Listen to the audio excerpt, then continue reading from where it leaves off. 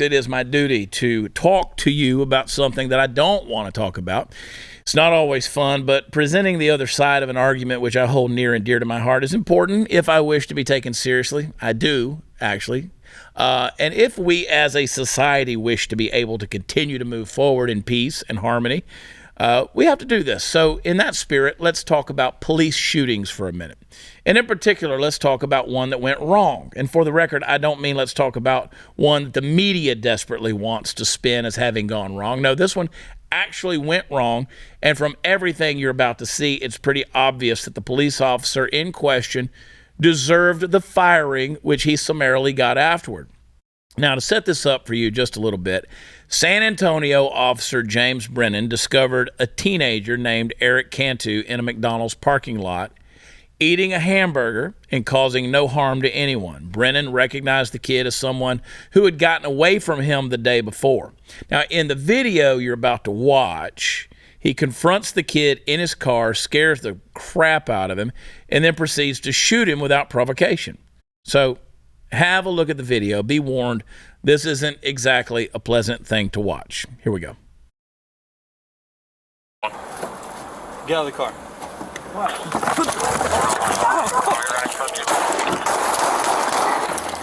Shots fired! Shots fired! Shots fired!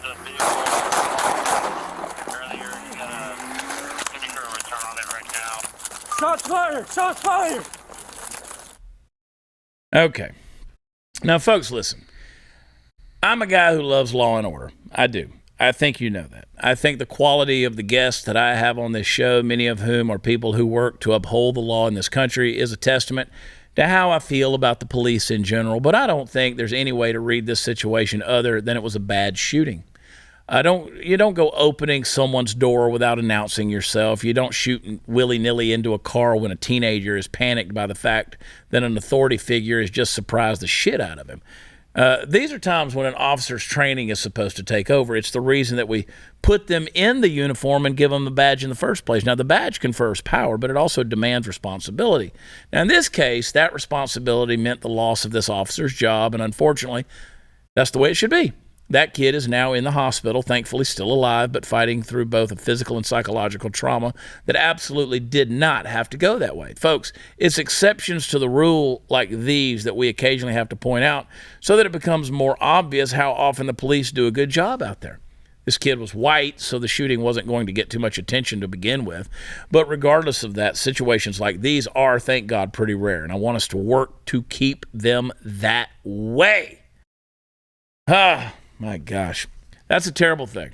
Terrible, terrible thing. Really but you're getting to a point with after the defund the police, and I will put blame where I think it's due. After villainizing the police for so long, it's harder and harder to get good cops in that uniform. Yes. It's only it seems sometimes that it's only the bad ones that are left. Yeah.